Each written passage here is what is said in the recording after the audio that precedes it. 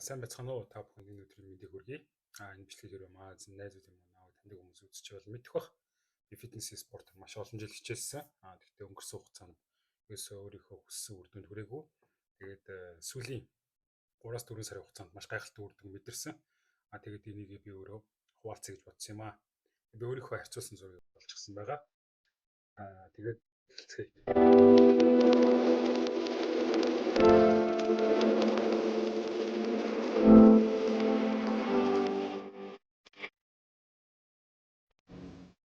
Би тэгээд өнгөрсөн хугацаанд ямар алдаа хийжсэн бэ гэхээр ерөөхдөө хооллолт, амьдралын хэм маягт холбоотой асуудал байсан. Эхнийх нь бол хагас мэцэг барих, хоёр дахь нь бол ketogenic diet. Та бүгд бүгд л сонсч ирсэн бах. Ерөөхдөө нүрс усаа хасах. Хагас мэцэг барих нь болохоор маш олон давуу талтай байдаг. Тэгээд ерөнхийдөө бол би өөрөө мэрэгжлийн хүн бол биш. Тэгээд хэдүүлээ мэрэгжлийн хүний яриаг сонсоод би тэрэн дээр хэрхэн яаж амьдралтаа хэрэгжүүлсэн бэ гэдгийг яриад явчих гэж бодлоо.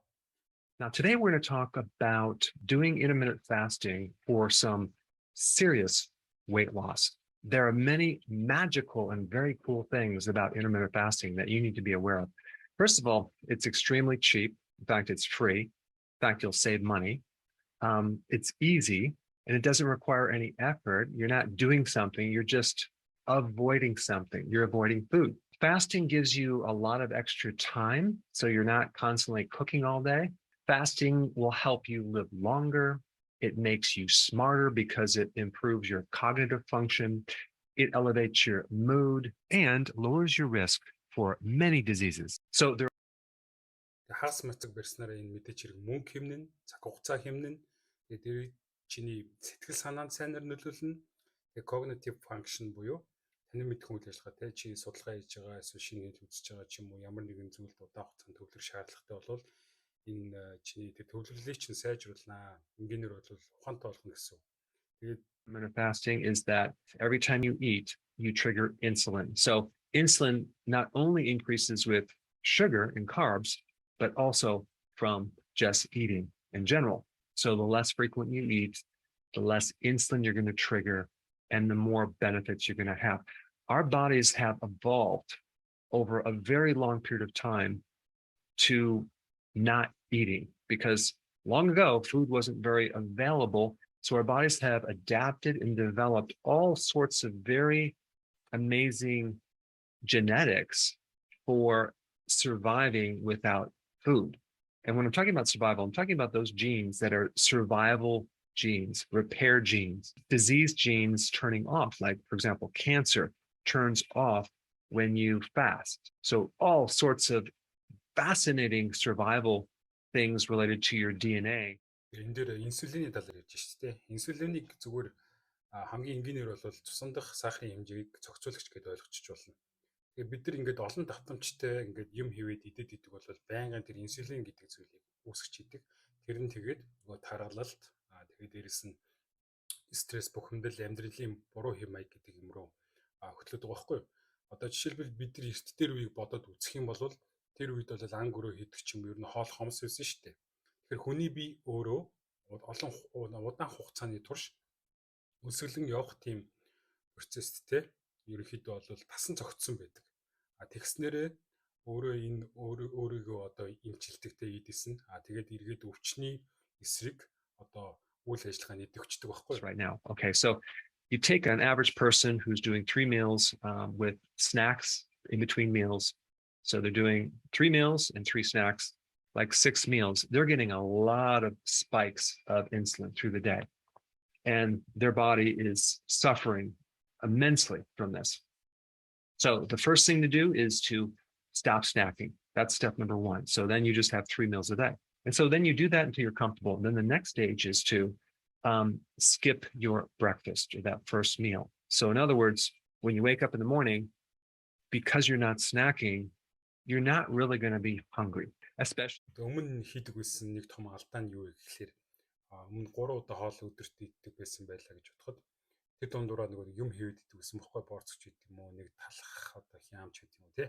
Тэр болгонд л юм идэх болгонд ч нөгөө инсулин гэдэг зүйлийг чинь өсгöd байгаа. Тэгээд тэр болгонд чинь их багасаа үл хамааран тэр чинь одоо тэр чинь нөлөөлөд байна гэсэн үг шүү дээ. Тэгэхээр одоо хамгийн ихний зүйл бол stop snack. Янз бүрийн битгий хийв.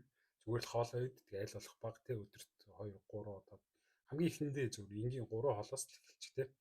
Тэгээд тэрийг баг багаар сайжруулад явчих болно шүү дээ. Аль болох богино хугацаанд их мацаг байхаар те. Тэгээд дараагийнх нь зүйл нь юу, миний хэрэгжүүлсэн зүйл юу гэх юм бол өглөөний хоол идэх байлцсан. Тэг хүмүүс нөгөө нэг монголчууд ярьдэн шүү дээ, өглөөний хоолыг өөртөө оройн хоолыг тайсан ажиллах те. Тэгээд яг тэр бол бас миний хоёр дахь бас том алдаа байсан.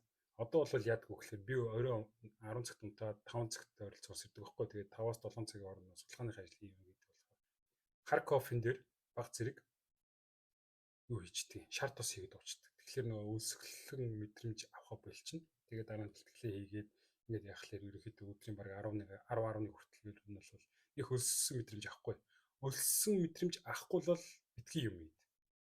Түүнээс иш ингээд байнгын юм хийгээд идэл авах юм бол тэр бол маш муу байхгүй.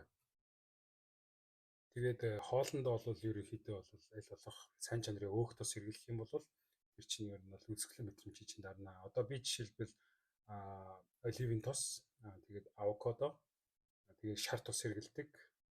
Тэгээд ер нь бол ургамлын тос мос бол муу шүү. За ямар нэгэн байдлаар сайн чанарын өөх тос тэ амтны гаралтай хэрэглэх юм бол энэ өөрөө маш сайн. To the next step, especially if you want to lose more weight. Okay, what we want to do is we want to take those two meals and get them closer together, like within a 4-hour period. So let's say, for example, you get up in the morning, you fast all the way to noon, you're still not hungry, you keep going, and then you fast until 2 o'clock, you have your first meal, and your second meal at 6. So now we have a 4-hour eating window and a 20-hour fasting window, which is going to be even better, and you're going to see more fat loss. So you're going to do that for a couple of weeks until you feel comfortable. And then the next phase, and this is the icing on the cake. I'm sorry, I don't want to tempt you with cake, but this is called OMAD, 1 meal a day.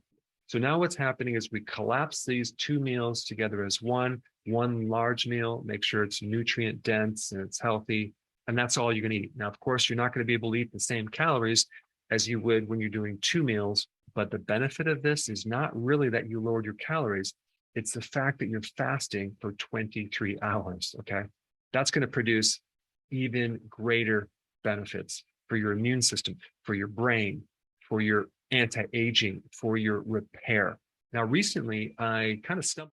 За энэ ихний ээлжин жоохон хэцүү байх юм бол оройн хоолоо 7 цагт идэж байгаа бол өглөө 7 хүртэл юуж битгийд. Тэгэхээр ерөнхийдөө бол 12 цагаар эхэлчихэж байгааз. Тэгээд баг багаар энийг уртцгаад явж болно. 12 цаг мацаг үлжсэн бол 13 болгоод 14 болгоод 15 болгоод. Одоо жишээлбэл би бол 16 8 дээр явж байгаа. Өдөрт 2 хоол идэж байгаа. Тэгээд энийг одоо нэг болгоно удахгүй. Тэгээд дээрэс нь энэ дахиад хэлж штэ тий. Энэ чиний дархлааны системийг дэмжнэ. Бүх өвчний одоо янз бүрийн өвчний EDC чинь устгана тий. Тэгээд сэтгэл санаанд чинь сайнаар нөлөөлнө. Энэ бүр маш үр дүнтэй арга. Inhibit your sleep. So you might want to just try this. Eat a little bit sooner. Make sure it's a big meal right in the middle of the day, like maybe 2 or 3, and see if you don't sleep a lot better. I'm doing that right now, and I'm finding I'm sleeping much better, which is then going to help you lose even more weight, because the better the sleep you have, the less cortisol, the more growth hormone, the more fat burning, the more benefits with a lot of things, like your energy will be improved. Now, there's a lot of other things we can do to improve your results, like we can add exercise. We can also add the healthy version of the ketogenic diet, which... Тэгээд өмнө нь бол би яг унтахынхаа өмнө ингээд янз бүрийн юм хэрэгтэйгүй юм бодоод сайн унтах чаддаггүйсэн бохгүй. Тэгээд энийг одоо хагас цагийн мацаг барьдаг болсноос хойш маш сайн амардаг болсон. Тэгэхээр чи мэдээж хэрэг сайн унтж байгаа юм чинь илүү их эрч хүчтэй. Тэгээд илүү их одоо бүтээмжтэй болно гэсэн үг шүү дээ. Ер нь энгийндээ бол.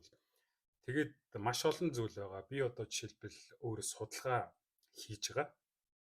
Тэгээд миний судалгааны ажил бол шал хөндлөн өөр сэдв. Гэхдээ би одоо Токиод амьдардаг. Одоо сургууль руугаа ирж очихын л 1 цаг 2 цаг зарцуулдаг. Тэгээд 7 өнөخت 4-5 удаа бэлтгэл хийдэг цаг 30 минут тий. Тэр үедээ би юу хийх юм бэ гэх юм бол дандаа энэ мэргэжлийн хүмүүсийн одоо сувгуудыг YouTube сувгууд channel дагаад тэгээд ерөнхийдөө байнгын сонсоо явдаг. Дандаа амьдралын зөв хэм маяг, эрүүл хооллолт, дасгал хөдөлгөөн. Тэгээд над маш олон мэдээлэл байгаа.